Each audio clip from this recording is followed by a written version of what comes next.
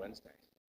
I know we talked in previous videos about how to build trust and how important it is. And I wanted to look at the other side today and talk about a couple of ways that you can quite easily lose trust.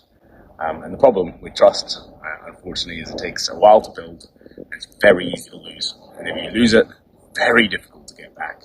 I remember when I first started working for Duracell on the brand within Procter & Gamble, then became a separate company.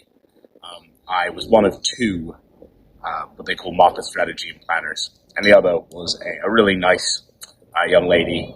But on the first day, I was probably quite arrogant towards her. I was inconsistent in my behavior. I was trying to prove myself in my own role when she was starting in a different role at the same time.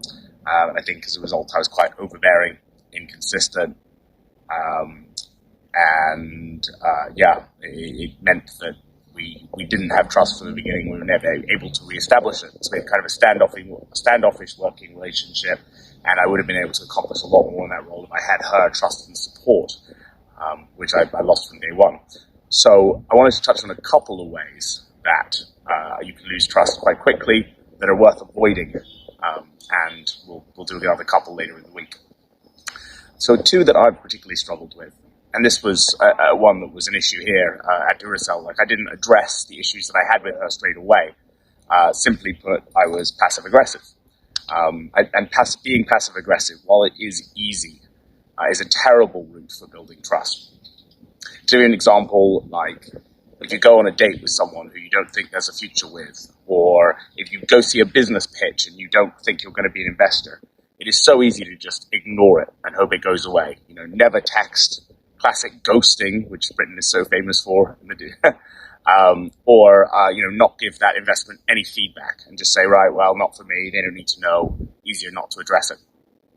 However, if you're ever going to see that person who you dated again, or you're ever going to go into business with the person whose pitch you saw, you owe it to them, I think, to give them not necessarily detailed feedback, to say, look, it's not for me.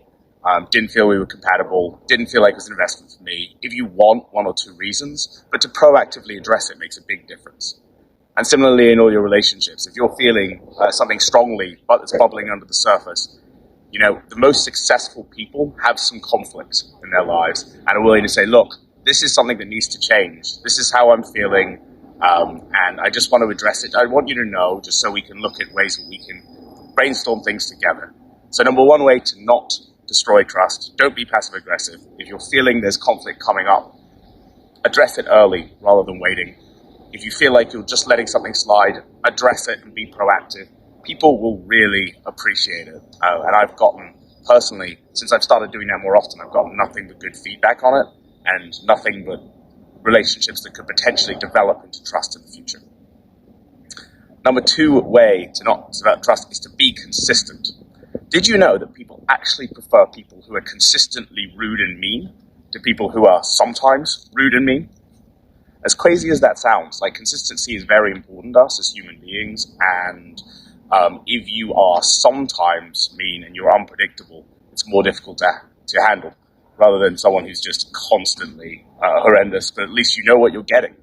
For me, that involves things like controlling my temper, like making sure I'm a similar or consistent person every day, so I can be relied on to do the same things, regardless of how I'm feeling or how I woke up with my attitude, to be able to control that. So being a little bit more consistent and thoughtful about how other people continually view you should help. So there's a couple of things to avoid, and if you don't do those things, then you're more likely to have amazing, trusting relationships in business and otherwise. Talk to you soon.